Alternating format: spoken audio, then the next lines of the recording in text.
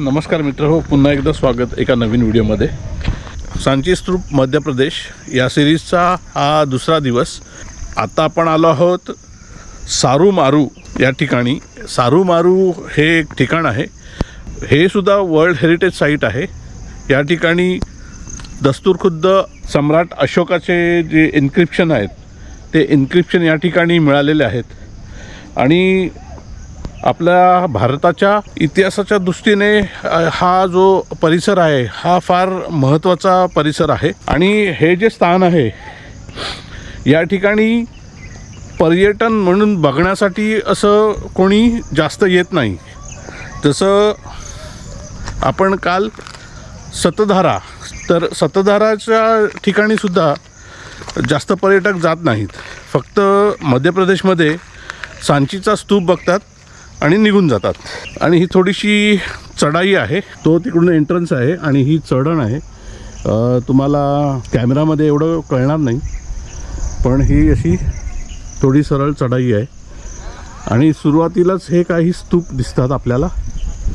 पण इथे सर्वात महत्त्वाचं म्हणजे इथे सम्राट अशोकाचे एन्क्रिप्शन आहेत. हा संपूर्ण कातळ आहे आणि पावसामुळे थोडं निसरडा झालं आहे, त्यामुळे थोडंसं जपून चालायला लागत आहे. तर जगाच्या पाठीवर 2000, 2500, 3000, 5000 वर्षापूर्वीचे बरेचसे मानव संस्कृतीचे अवशेष आपल्याला पाहायला मिळतात. मोहेंजोदडो, हडप्पा संस्कृती म्हणा किंवा इजिप्तची जी पिरॅमिडची संस्कृती आहे ती म्हणा, हे आपण डोक्यावर घेऊन नाचतो किंवा आपण त्या तिकडच्या संस्कृतीला सर्वात जास्त महत्त्व देतो आणि त्याचा इतिहास आपण जाणून घेण्याचा प्रयत्न करतो. पण हा आपला भारताचा 2 ते 2500 वर्षापूर्वीचा हा जो इतिहास आहे, हा इतिहाससुद्धा आपल्याला जाणून घेणं तितकंच महत्त्वाचं आहे. संपूर्ण भारतावरती अधिराज्य करणारे सम्राट अशोक यांच्या काळातले हे शिल्प आहेत आणि त्या काळातले हे संपूर्ण जे मॉन्युमेंट्स आहेत ते आपल्याला आजही पाहायला मिळतात. तर पुरातत्व खात्याचे नक्कीच याच्यामध्ये आभार आहेत. पण ही संस्कृती आपल्या लोकांना कळली पाहिजे आणि याच्याबाबतची माहिती आपल्याला मिळाली पाहिजे. आणि ही माहिती मी देण्याचा माझ्या माध्यमातून प्रयत्न करत आहे. तर तुम्ही हा व्हिडिओ शेवटपर्यंत नक्की पहा. सूरज रतन जगताप यांच्या पांतस्थच्या माध्यमातून हा अभ्यास दौरा त्यांनी आयोजित केला होता. आणि या ज्या सारूमारू गुंफा आहेत या नॅचरल गुंफा आहेत. मध्य प्रदेशातल्या सिहोर जिल्ह्यामधल्या पानगुराडिया, ज्याचा अपभ्रंश होऊन आता पांगुरिया म्हणून म्हटलं जातं, या गावाजवळ आहेत. आणि बौद्ध भिक्खूंसाठी ही नैसर्गिक गुंफा आणि स्तूप आहेत. ते सम्राट अशोकाचे 2 शिलालेखांचा शोध लागला. त्यापैकी एका शिलालेखामध्ये सम्राट अशोकांनी या स्थळाला भेट दिल्याचा उल्लेख आहे. आणि या गुंफांमध्ये बुद्ध भित्तिचित्र देखील आढळतात. त्याच्याच वरती आदिमानव वास्तव्यास होता याच्याही खुणा सापडलेल्या आहेत, तेही आपण पाहणार आहोत.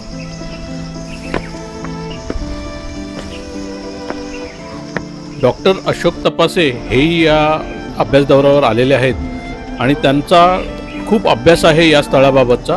तर आता आपण त्यांच्या तोंडूनच या स्थळाबाबतची माहिती घेणार आहोत. सूरज सर या स्थळाची माहिती देतात, आपण पटकन तिकडे जाऊ. त्यांच्या पहिल्या पत्नीपासून त्यांना मुलं झालेली होती. त्यांचं नाव का पहिल्याचं? स्थवीर, महेंद्र आणि तेरी संघमित्रा.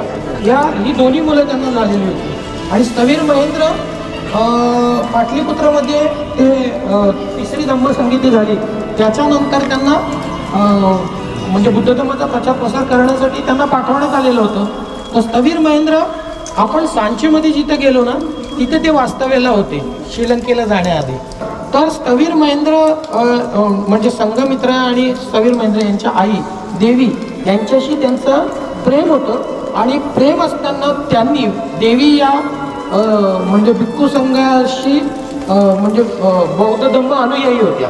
आणि बौद्ध धम्म अनुयायी होत्या म्हणूनच ते दोघे पण म्हणजे अगदी ते तरुण वयात असताना त्यांचं प्रेम होतं आणि ते दोघेही या ठिकाणाला भेट दिलेले होते.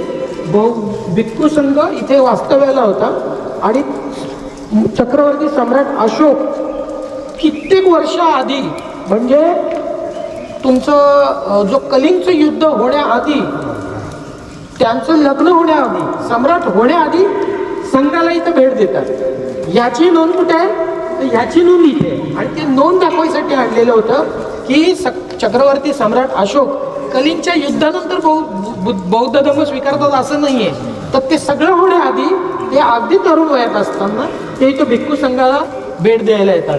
याचा पुरावा म्हणजे हा शिलालेख आहे. म्हणून प्रियदर्शी चक्रवर्ती सम्राट अशोक यांना जो काही 99 भाऊ त्यांनी मारले किंवा त्यांनी बुद्ध धर्म नंतर स्वीकारला, या गोष्टीचं खंडन करण्यासाठी किंवा एक गोष्ट खंडन होण्यासाठी हा जो शिलालेख आहे हा त्याचा पुरावा आहे. आता तो शिलालेख कुठे आहे? तो वर आहे. तर तो 2 शिलालेख आहेत. ते दोन्ही शिलालेख आपल्याला तपासे सर समजून सांगतील. तर आपण आता सगळेजण तो शिलालेख आहे ना तो समजून घेण्यासाठी जरा पुढे जाऊ. या नावाने प्रसिद्ध असलेल्या सम्राट अशोकांचा शिलालेख बघायला इथे आलेलो आहोत. पांगुराडिया हे गाव इथून खाली, आपण जिथून गाडी आत वळवली त्या रस्त्याच्या पलीकडच्या बाजूला आहे. रस्त्याच्या या बाजूला जे छोटं गाव होतं त्याचं नाव वेगळं आहे, ते पांगुराडिया. चालू नाही, त्या गावाचं नाव आहे, ठीक आहे मी सांगतो तुम्हाला, त्या गावाचं नाव वेगळं. अशोकांचे लघुशिलालेख म्हटले जातात, त्यापैकी एक लघुशिलालेख इथे आहे. भारतामध्ये 17 ठिकाणी लघुशिलालेख मिळालेले आहेत आणि त्या 18 ठिकाणी, पण 17 मी अशासाठी म्हणतोय, त्यातल्या 17 शिलालेखांचं टेक्स्ट म्हणजे मजकूर अगदी 99% सारखा आहे. जे काही थोडासा फरक आहे तो स्थानिक भाषेच्या शब्दांमुळे किंवा ती जो दगड आहे तो थोडा क्षतिग्रस्त झाला असेल तर शब्द लिहिण्यामध्ये काहीतरी मिस्टेक झाली आहे, थोडासा एरर झाला आहे म्हणून ते वेगळंसं वाटतंय. पण त्यातले 90% शब्द आणि वाक्य सेम आहेत 17 शिलालेखातली. त्या 17 शिलालेखापैकी हा शिलालेख आहे. तर त्या 17 शिलालेखात जो काही आशय आहे तो मी आधी तुम्हाला सांगतो. तो आशय असा आहे की बऱ्याच दिवसांनी मी हा शिलालेख लिहिलेला आहे. बऱ्याच दिवसांनी त्यांनी असं म्हटलं, त्याच्यात त्यांनी काळ एक्झॅक्टली दिलेला नाहीये, पण तो काळ त्यांनी असा वर्णन केलाय की मी 2.5 वर्ष उपासक होतो, पण गेले 1.5 वर्ष या उपासक असण्याच्या काळामध्ये माझ्यामध्ये आत्मिक प्रगती किंवा जे काय आपण म्हणतो आपल्याला समाधान मिळालं या परंपरेतलं, ते समाधान त्यांना मिळालं नाही असं ते म्हणतात. त्याच्यानंतर 1.5 वर्ष मी संघाच्या जवळ राहतोय. संघाच्या जवळ म्हणजे भिक्षू संघाच्या सोबत राहतोय. म्हणजे भिक्षू संघ जिथे कुठे असेल तिथे ते जाऊन राहायचे भिक्षू संघासोबत आणि भिक्षू संघाचं जे काही देसनं असेल ते ऐकायचे. असं 1.5 वर्ष झाले आणि या 1.5 वर्षात माझ्यामध्ये खूप उत्कर्ष झालेला आहे. या शिलालेखातले शब्द आहेत.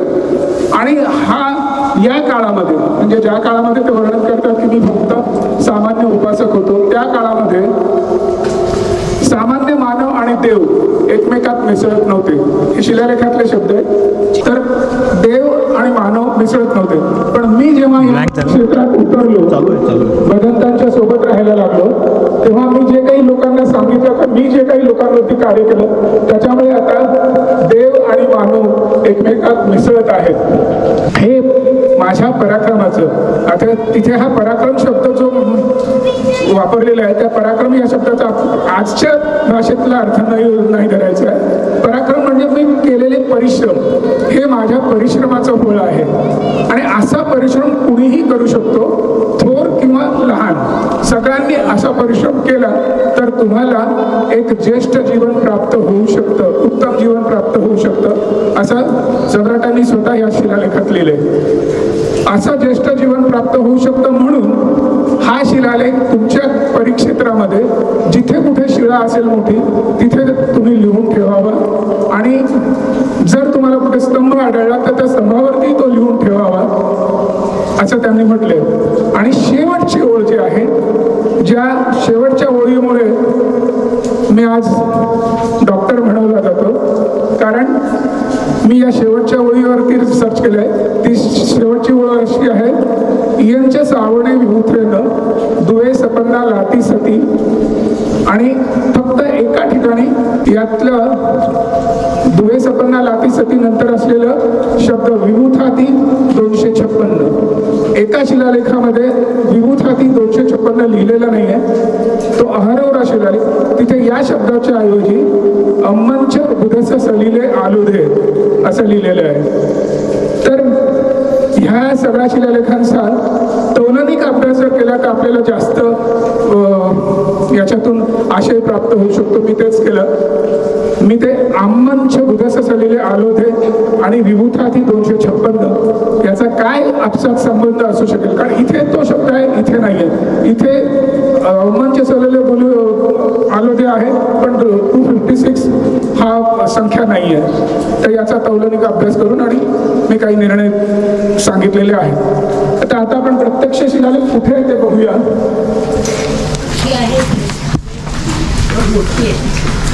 ही या शिलालेखाची शिळा आहे. पहिली ओळ इथून सुरुवात होते. हा माझ्या स्टार्टचा पॉईंट जिथे दिसत असेल ना तुम्हाला, तिथून सुरुवात होते आणि ही अशी अशी पुढे जाते आहे अगदी या टोकापर्यंत.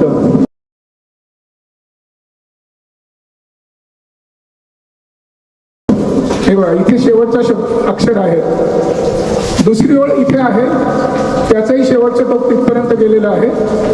अशी तिसरी ओळ आणि हा शिलालेखातली शेवटची ओळ इथे आहे आणि इथून ती ओळ इथपर्यंत आलेली आहे, अगदी इथपर्यंत. मध्ये या शिळ्याचा काही भाग तुटलेला आपल्याला दिसतोय, पण हा तुटलेला भाग तुटण्याच्या पूर्वी म्हणजे नष्ट होण्याच्या पूर्वी काही इंग्रज अधिकाऱ्यांनी इथे काय होतं हे लिहिलेलं आहे. काहींनी अंदाज करून लिहिलेला आहे, पण ते बाकीच्या शिलालेखांशी तुलना केल्यानंतर बरोबर कळतं. याशिवाय मी सांगितलं इथे 2 शिलालेख आहेत. तर याशिवाय दुसरा शिलालेख जो मी आणि जर्मनीचे विद्वान हॅरी फाल आमच्या दोघांच्या म्हणण्यानुसार हा सम्राट अशोकाच्या लेखनिकाने लिहिलेला शिलालेख नसून सम्राट अशोकांची अगदी भक्ती केल्यासारखं त्याच्यावरती प्रेम करणारे जे लोक होते त्यांच्यापैकी कोणीतरी हा शिलालेख लिहिलेला असावा, पण हा फक्त अंदाज आहे. आपण त्याच्यावर निश्चितपणे काही बोलू शकणार नाही. तो शिलालेख काय म्हणतो, आता तुम्हाला तिथे अक्षरं दिसत नाहीयेत, पण माझा हा शिलालेख पाठ आहे, मी तुम्हाला म्हणून दाखवतो. पियदस्सी नाम राजकुमार व संवसमाने इमम दिवसम पपुनिथ विहार याताये. हे शेवटचं वाक्य आहे ना, त्याच्या ज्यांना ब्राह्मी येते ना त्यांना इथे कुठेतरी य दिसेल, यला मात्रा दिलेला, विहार याताये. पण खूप डिफिकल्ट आहे. आपण नेमकं पावसाळ्यात आलोय, त्याच्यावरती खूप पाणी निघून गेलंय, त्याच्यामुळे तो दिसत नाहीये. पण याची प्रतिमा आपल्याकडे उपलब्ध आहे. दिसतंय ना, विहार याता हे लिहिलेलं आहे खाली. हा इथे याचा असं अर्थ लावलाय की सम्राट अशोक ज्यावेळेस यात्रेवर होते, धम्मयात्रेवर, त्यावेळेस त्यांचा पुत्र इथे होता, त्याला ते भेटले आणि त्याच्या संदर्भाने हा शिलालेख आहे असं म्हटलं जातं. पण हॅरी फाल्कने याचा नवीन अर्थ सांगितला. तो असा की प्रियदर्शी नाम राजकुमार म्हणजे प्रियदर्शी नावाचा राजकुमार, प्रियदर्शी नाम राजकुमार व संवसमाने, व हे शब्दाला लावलेलं उपपद आहे. संवसमाने तर पाली शब्द आहे संवसती. संवसती म्हणजे सोबत करतो, एकमेकांच्या सोबत राहतो. तर संवसमाने म्हणजे सोबत राहणारा किंवा सोबत राहणारी. प्रियदर्शी नाम राजकुमार व संवसमाने इमम देशम, या ठिकाणी, देश म्हणजे प्रदेश, इमम देशम पपुनिथ म्हणजे राहिले होते, आले होते, विहार याताये, विहार करण्यासाठी. म्हणजे आपण त्याला आज म्हणतो पिकनिक, तसं ते फिरायला इथे आले होते. कोण कोण तर प्रियदर्शी नावाचा राजकुमार आणि त्याची मैत्रीण, संवसमाने म्हणजे मैत्रीण, आम्ही त्याचा अर्थ सांगतो, सोबत राहणारी म्हणजे मंगेतर. सम्राट अशोक राजकुमार असताना आपल्या मंगेतर सोबत इथे विहार करायला आले होते. निश्चित म्हणू शकतो की सम्राट अशोक देवीला घेऊन इथे वारंवार येत होते, राहत होते भिक्षूंच्या सोबत. म्हणजे ते बौद्ध होते, ते बौद्ध नंतर झाले. हे पसरवलेलं खोटेपण आहे. हे जसं आपण त्यांच्या जीवनातलं एक खोटेपण लोकांनी पसरवलेलं खरं काय ते सिद्ध करण्याचा प्रयत्न करतोय, तसंच सम्राट अशोकाबद्दल इतरही ज्या संकल्पना आहेत त्याही खोट्या ठरवून आणि त्याच्यातलं सत्य बाहेर काढता येईल आलेलं आहे.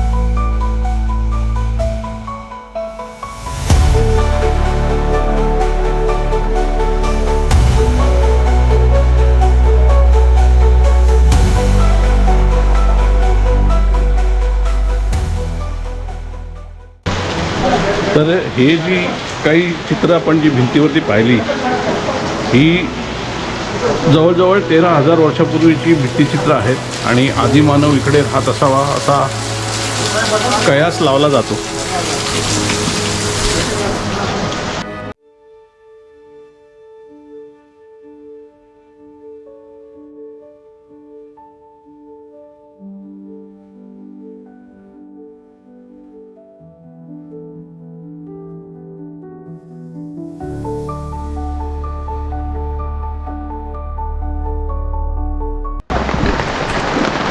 तर आपण जे खाली सम्राट अशोकाचा शिलालेख पाहिला त्याच्या थोडंसं वरती आणखी आपण आल्यानंतर हा जो आदिमानवाची जी वस्ती इकडे होती असं म्हणतात, तर त्याच्यात काही भित्तिचित्र आपल्याला पाहायला मिळाली. पण इथे येण्याचा जो रस्ता आहे पावसाळ्यात येण्यासारखी ही जागा नाही आहे, कारण आता पाऊस सुरू झालेला आहे. आणि तुम्ही पाहू शकता आजूबाजूचं वातावरण फार सुंदर आहे, पण ही जी वाट आहे ही फार अवघड आहे. मध्ये मध्ये हे जे दगड आहेत हे लूज आहेत, त्यामुळे फार सावधानता बाळगूनच पुढे रस्ता आपल्याला मार्गक्रमण करावा लागतो आहे.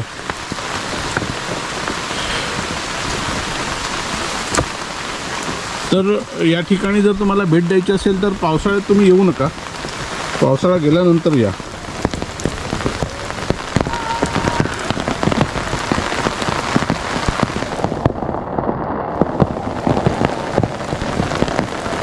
इथपर्यंत जो आहे हा रस्ता बांधीव आहे.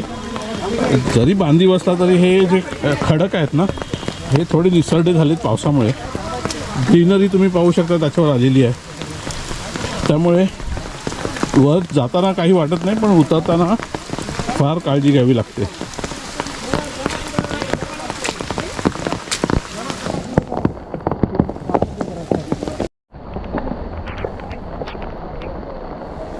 हा जो समोर तुम्ही पाहताय हा स्तूप नंबर 6 आहे आणि याच्याच बाजूला स्तूप नंबर 7 आहे.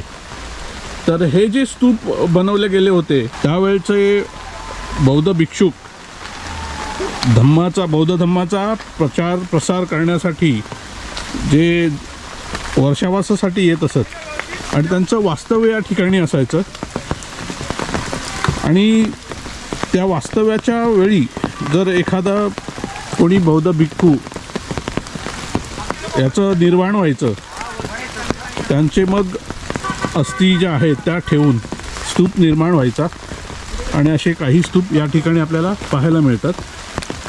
हा आहे स्तूप नंबर 5 आणि अशाच प्रकारचे स्तूप तिकडे वर सुद्धा आहेत. आणि हा जो मार्ग आहे तो मार्ग सरळ वरती जातो जिथे आदिमानवाच्या राहण्याच्या खुणा मिळालेल्या आहेत. सम्राट अशोकाचे जे इन्क्रिप्शन आहे ते वरच्या बाजूला आहेत आणि इथे हा 1 नंबरचा स्तूप आहे जो सर्वात मोठा स्तूप आहे. म्हणजे भिक्खू संघ जो असतो त्या भिक्खू संघाचे प्रमुख असतात त्यांचा हा स्तूप बनवला असावा.